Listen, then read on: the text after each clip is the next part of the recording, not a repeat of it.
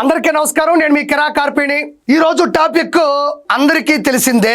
విజయనగరం, శ్రీకాకుళం, విశాఖపట్నం ఈ మూడు ప్రాంతాలని అనుసంధానం చేస్తూ 2700 ఎకరాల్లో జిఎంఆర్ సంస్థ ద్వారా నారా చంద్రబాబు నాయుడు గారు ఏర్పాటు చేసినటువంటి భోగాపురం ఇంటర్నేషనల్ ఎయిర్పోర్ట్ అంటే అల్లూరి సీతారామరాజు ఇంటర్నేషనల్ ఎయిర్పోర్ట్ లో జనవరి 4, 2026 మొదటి ఫ్లైట్ ల్యాండ్ అయింది దిగ్విజయంగా. అయితే ఇక్కడ జగన్మోహన్ రెడ్డికి బాధాకరమైన విషయం ఏంటంటే క్రెడిట్ అంతా నారా చంద్రబాబు నాయుడు గారికి వెళ్ళిపోతుంది అని. ఎందుకు వెళ్ళిపోకూడదు?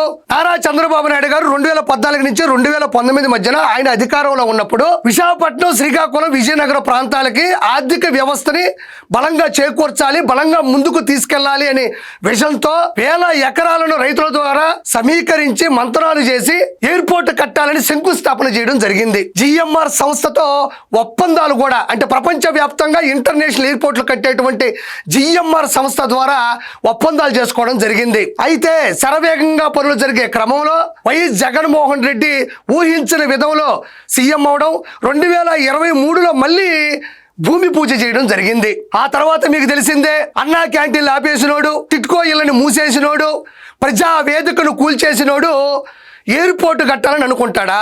కేవలం పబ్లిక్ స్టంట్ కోసం మాత్రమే భూమి పూజ జనాల కోసం సాక్షి పత్రిక ద్వారా, సాక్షి మీడియా ద్వారా చేయడం జరిగింది. మరి అదే అన్నా క్యాంటీన్లో 5 రూపాయలకు అన్నం పెట్టి అన్నా క్యాంటీన్లు ఆపేశాడు. మరి పేద ప్రజలకి ఎక్కువ రూపాయలతో ఇచ్చేటువంటి గూడు టిట్కోయిలని మూసేశాడు. ప్రజాస్వామ్యంలో ప్రజల డబ్బుల చేత కట్టినటువంటి ప్రజా వేదికని కూల్చేసినాడు.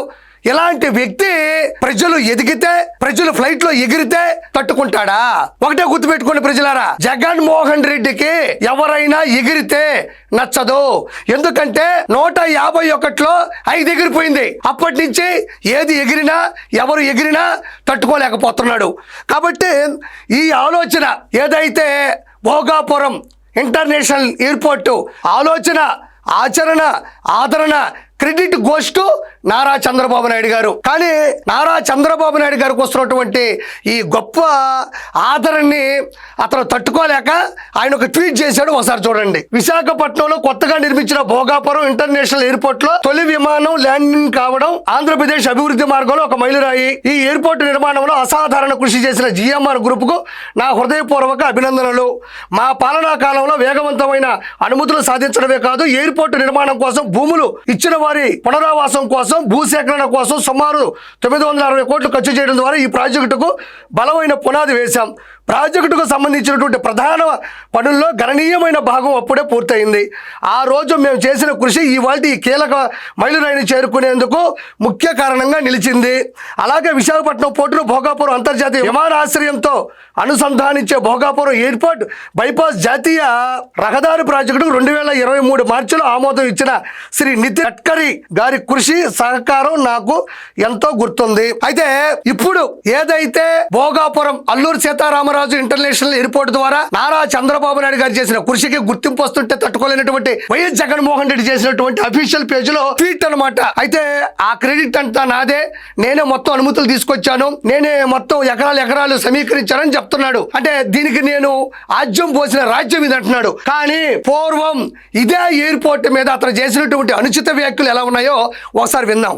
ఉన్న విశాఖపట్నం ఎయిర్పోర్ట్ లో మధ్యాహ్నం పూట పోతే ఈగలు దొరుకుంటున్నాం. ఇది ఏ రకంగా న్యాయం? ఉన్న విశాఖపట్నం అంటే ఇక్కడ మాట్లాడుతున్నాడు, భోగాపురం ఎయిర్పోర్ట్కి దగ్గరలోనే విశాఖపట్నం ఎయిర్పోర్ట్ ఉంది కదా, నేను అక్కడికి వెళ్తే అక్కడ ఆ ఎయిర్పోర్ట్లో ఈగలు దోలుకుంటున్నాయి, మళ్ళీ భోగాపురం ఇంటర్నేషనల్ ఎయిర్పోర్ట్ అవసరం అంటున్నాడు. ఈగలు దోలుకుంటున్నాయంట. మరి విశాఖపట్నంలో ఉండేటువంటి జనాలు ఎంతమంది ఉన్నారు? విశాఖపట్నంకి టూరిజం ఎంతమంది వస్తారు? విశాఖపట్నం ఎంత అభివృద్ధి చెందినటువంటి ఆంధ్రప్రదేశ్లో ఉన్న ఒక ముఖ్యమైన భాగం. మరి అక్కడ ఈగలు దోలుకుంటున్నాయి నువ్వు అంటున్నావు కదా, మరి అక్కడెందుకు నువ్వు రుషికొండ ప్యాలెస్ కట్టావు? ఈగలు దోలుకోవడం అంటే ప్రజలకు ముందుగా గుర్తుకొచ్చేది వైఎస్ఆర్సీపీ పార్టీ. 151 నుంచి 5 ఎగిరిపోయి 11కు పడిపోయి పార్టీ ఈగలు దోలుకుంటుంది. అందరూ కూటమి ప్రభుత్వంలోకి వెళ్ళిపోతున్నారు. నువ్వు చేసిన పాపాలు, నీలో ఉన్న లోపాలు, నువ్వు సృష్టించిన అరాచకం, నువ్వు చంపిన ప్రజల ప్రాణాలు, వీటన్నిటిని దృష్టిలో పెట్టుకుని నీ దగ్గర ఉంటే నువ్వు ఎలాగో జీవితంలో గెలవు, నీ దగ్గర ఉంటే చెడ్డ పేరు వస్తుందని అందరూ కూడా కూటమి ప్రభుత్వంలోకి వెళ్ళిపోతున్నారు, కూటమిలో జాయిన్ అవుతున్నారు. కాబట్టి నీ పార్టీ ఈగలు తోలుకుంటుంది. మరి ఈగలు తోలుకుంటుంది అని చెప్పిన నువ్వే ఈరోజు భోగాపురం ఎయిర్పోర్ట్ ఓపెన్ అవ్వడానికి లేదంటే మొదటి ఫ్లైట్ ల్యాండింగ్ అవ్వడానికి నేనే కారణం అని ఎందుకు చెప్తున్నావు నువ్వు? ఇక్కడ చూడండి, ఎయిర్పోర్ట్ బాగా ఉన్నదాన్ని వదిలేసి వేరే చోటికి పోయి ఎయిర్పోర్ట్ పేరిట అక్వైర్ చేయాలి అని చెప్పి దిక్కుమాలిన ఆలోచన చేయడం. మరొకసారి మళ్ళీ దీని గురించే చెప్పాడు. ఈ దిక్కుమాలిన ఆలోచన ఎందుకు, మళ్ళీ భోగాపురం ఎయిర్పోర్ట్ అవసరమా అని ఇతనే సందర్భాలు సారం చూడండి మీరే. మీ అందరికీ కూడా చెప్తా ఉన్నాం, గట్టిగా పోరాడదాం, గట్టిగా నిలబడదాం. ఇంకొకటి కూడా చెప్తా ఉన్నా, కోర్టుకు కూడా పోదాం, కోర్టులో కేసులు వేసినా కూడా గట్టిగా దీన్ని ఆపే కార్యక్రమం చేద్దాం. అంటే భోగాపురం ఎయిర్పోర్ట్ కు సంబంధించినటువంటి ఆ అనుమతులు గాని, దాన్ని ముందుకెళ్లే పద్ధతిని గాని, దాని పరిస్థితిని గాని కోర్టులకు వెళ్ళైనా సరే ఆపేస్తాను అని చెప్పినటువంటి ప్రబుద్ధుడు కూడా ఇతనే. దాని తర్వాత ఏమన్నాడు ఒకసారి వినండి. రానున్న మన రోజులు 3 ఏళ్లలో చంద్రబాబు నాయుడు గారి ప్రభుత్వం పడిపోతుంది, చంద్రబాబు నాయుడు గారు బంగాళాఖాతంలో పడే రోజు త్వరలోనే వస్తుంది. వచ్చేది మన ప్రభుత్వం, మళ్ళీ మీ భూములన్నీ కూడా తిరిగి మీకు వెనక్కిస్తామని చెప్పి మాత్రం గట్టిగా మీ అందరి. అంటే జగన్మోహన్ రెడ్డికి ఇప్పుడే కాదు, రానున్న రోజుల్లో వచ్చేది మన ప్రభుత్వమే, కళ్ళు మూసి కళ్ళు తెరిస్తే మన ప్రభుత్వం వస్తుంది. ఇప్పుడు కాదు, ఆ రోజుల్లో కూడా ఈ మాట మాట్లాడేవాడే. అయితే చూడండి, వచ్చేది మన ప్రభుత్వమే, వచ్చిన తర్వాత భోగాపురం ఎయిర్పోర్ట్ పనులు ఆపేసి తిరిగి మీకు ఆ స్థలాలు కానీ ఆ పొలాలు కానీ తిరిగిస్తారని చెప్పేసి ఇతనే చెప్పాడు. కాబట్టి అప్పుడు చంద్రబాబు నాయుడు గారి ప్రభుత్వం అంటే చంద్రబాబు నాయుడు గారి పార్టీ బంగాళాఖాతంలో పడిపోద్ది అన్నాడు. ఖాతం పక్కన పెడితే జగన్మోహన్ రెడ్డి ఖతం అయిపోయాడు. చూడండి, హామీ ఇస్తూ చెప్తా ఉన్నాం, చంద్రబాబు నాయుడు గారికి లంచాలు రావని ఇదే పెద్ద మనిషి చంద్రబాబు నాయుడు గారు ఆ టెండర్ ను రద్దు చేసిన పరిస్థితి మనం అంతా కూడా చూస్తా ఉన్నాం.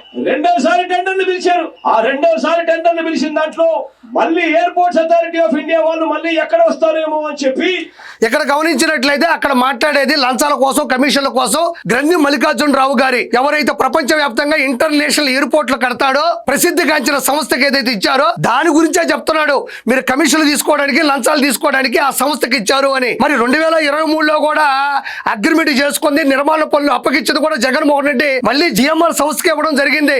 మళ్ళీ ఇప్పుడు ఫినిష్ చేసింది కూడా జిఎంఆర్ సంస్థే. ఇప్పుడు ఇందాక కూడా నేను మీకు ఒక ట్వీట్ చూపించాను, దాంట్లో కూడా జిఎంఆర్ సంస్థ గురించి పొగుడున్నాడు. ఇది చూడండి, ఏకంగా ఎయిర్పోర్ట్స్ అథారిటీ వాళ్ళు రాకుండా ఎలిజిబిలిటీ క్రైటీరియాలు సైతం మార్చిన ఘనత ఈ చంద్రబాబు నాయుడు గారి దిక్కుమాలిన ప్రభుత్వంలో చూస్తా ఉన్నాము. మనం ఎర్ర బస్సు కూడా రాని ఈ గ్రామానికి ఎయిర్పోర్ట్ ఎందుకు సార్ అని అడుగుతా ఉంది నర్సాయమ్మ. ఇక్కడ చివరగా అయితే చూడండి, ఎర్ర బస్సు రాని కూడా అంటే విజయనగరం జిల్లాలో భోగాపురం గ్రామంలో కట్టేటువంటి ఇంటర్నేషనల్ ఎయిర్పోర్ట్ సంబంధించినటువంటి ప్రదేశానికి ఎర్ర బస్సులు కూడా రావు. అలాంటి దగ్గరికి ఎయిర్పోర్ట్ అవసరమా అని చెప్పి ఈవిడ అడిగిందని చెప్పేసి ఈయన మాట్లాడుతూ ఉన్నాడు. మరి అలాంటి చోటికి ఈ రోజు అల్లూరు సీతారామరాజు ఇంటర్నేషనల్ ఎయిర్పోర్ట్ వస్తే మొదటి ఫ్లైట్ ల్యాండ్ అయితే మరి నువ్వెందుకు ఈ రోజు ఆ క్రెడిట్ అంతా నాదంటున్నావు? మరి ఆ రోజుల్లో దాన్ని ఆపేస్తానన్నావు, ఆపేసి తిరిగి ల్యాండ్లు వాళ్ళకి తిరిగిస్తా అన్నావు.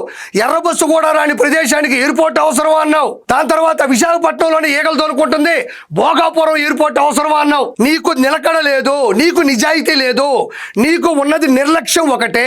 ప్రజల మీద నీకు ఎప్పుడు ప్రేమ లేదు. ప్రజావేదికను కూల్చేసినోడికి, అన్నా క్యాంటీన్లు ఆపేసినోడికి, టిల్ట్కో ఇళ్ళని మూసేసినోడికి ఎయిర్పోర్ట్ లో ప్రజలు ఎగిరితే ఒప్పుతుందా?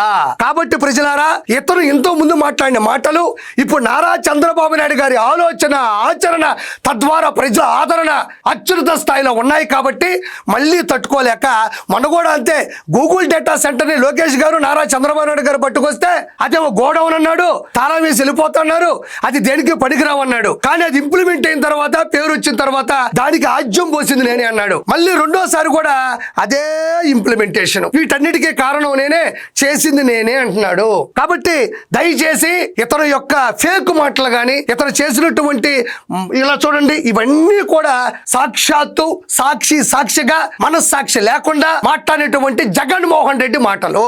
కాబట్టి దయచేసి ఇవన్నీ గుర్తుంచుకోవాల్సిందిగా మనస్ఫూర్తిగా కోరుకుంటున్నాను. Please subscribe to Leo news for more videos.